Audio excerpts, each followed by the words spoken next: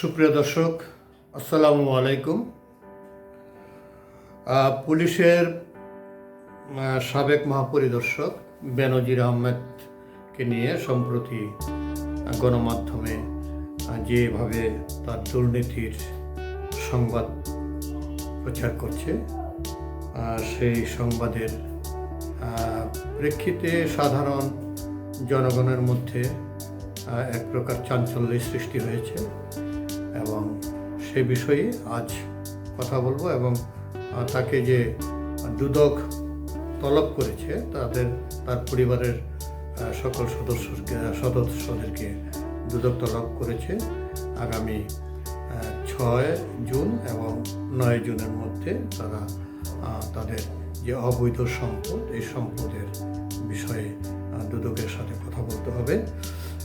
তো সুপ্রিয় দর্শক, পুলিশের সাবেক মহাপরিদর্শক বেনজির আহমেদের বিরুদ্ধে অবৈধ সম্পদের বিষয়ে জিজ্ঞাসাবাদ করবে দুর্নীতি দমন কমিশন দুদক। মঙ্গলবার বিকেলে দুদকের বিশেষ বার্তাবাহক বেনজিরের গুলশান 1 আইকন টাওয়ারে নোটিশ জারি করেছেন। শুধু সাবেক আইজিপি বেনজির আহমেদের নয়, তার স্ত্রী জিসান মির্জা, 2 মেয়ে ফরহিন রিশতা বিনতে বেনজির ও তাহসিন রাইসা বিনতে বেনজিরকেও জিজ্ঞাসাবাদ করা হবে। তাদের আরও একটি মেয়ে রয়েছেন, তার নামেও সম্পদ রয়েছেন এবং সেই মেয়ে বয়স 18 পূর্ণ না হওয়াতে দুদক তাকে ডাকেননি। নোটিশে 6 জুন সকাল 10টায় বেনজির আহমদকে এবং 9 জুন সকাল 10টায় স্ত্রী জিসান মির্জা ও 2 মেয়েকে ঢাকার সেগুনবাগিচায় দুদকের প্রধান অফিসে উপস্থিত থাকার জন্য নির্দেশ দেওয়া হয়েছে। দুদকের আবেদনের পরিপ্রেক্ষিতে আদালত বেনজির আহমেদ এবং তার পরিবারের সদস্যদের নামে থাকা সম্পদের উপর ক্রোকি পরোয়ানা জারির পাশাপাশি অবরুদ্ধ করা হয়েছে তাদের ব্যাংক অ্যাকাউন্টও। এছাড়া প্রভাবশালী সাবেক আইজিপি বেনজির আহমেদ, তার স্ত্রী জিসান মির্জা ও 2 মেয়ের নামে থাকা beneficiary owners view account freeze করার নির্দেশ দেওয়া হয়েছে। এ কারণে শেয়ার বাজারে তারা আর লেনদেন করতে পারছেন না বা পারবেন না। সাবেক আইজিপি বেনজির আহমেদ ও তার পরিবারের সদস্যদের অবৈধ সম্পদের অভিযোগ অনুসন্ধানে যারা কাজ করছেন তারা হলেন দুদকের উপপরিচালক হাফিজুল ইসলাম, সহকারী পরিচালক জয়নুল আবেদিন ও সহকারী পরিচালক নেয়ামুল গাজী।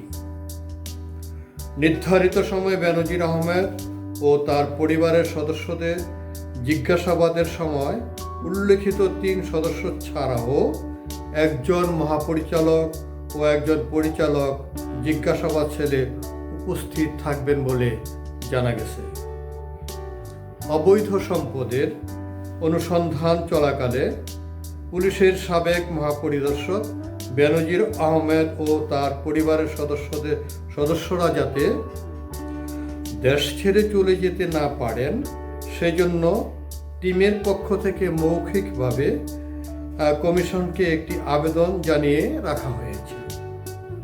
সেটি হলো বেনজির ও তার পরিবারের সদস্যদের বিদেশ যাত্রায় নিষেধাজ্ঞার আদেশ প্রদান।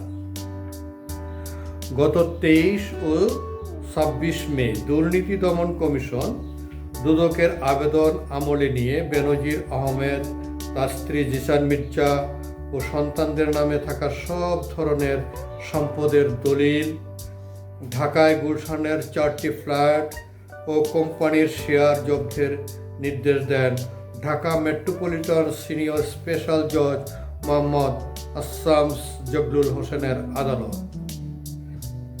সেই আদেশের ফলে সোমবার পুঁজিবাজারের ইলেকট্রনিক্স শেয়ার সংরক্ষণাগার সেন্ট্রাল ডিপোজিটরি বাংলাদেশ লিমিটেডকে CDBL বেনজির আহমেদ ও তার স্ত্রী সন্তানের নামে থাকা সব বিউ হিসাব ফ্রিজ করে রাখতে নির্দেশ দিয়েছে পুঁজিবাজার নিয়ন্ত্রণ সংস্থার Bangladesh securities and exchange commission.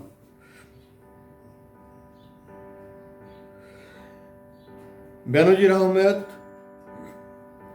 2020 সালের 15 এপ্রিল থেকে 2022 সালের 30 সেপ্টেম্বর পর্যন্ত পুলিশের মহাপরিদর্শক হিসেবে দায়িত্ব পালন করেন।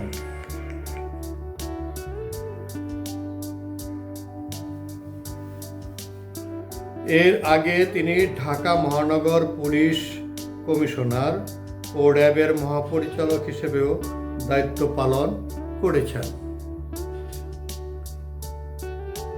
সুপ্রিয় দর্শক, আল্লাহ হাফেজ।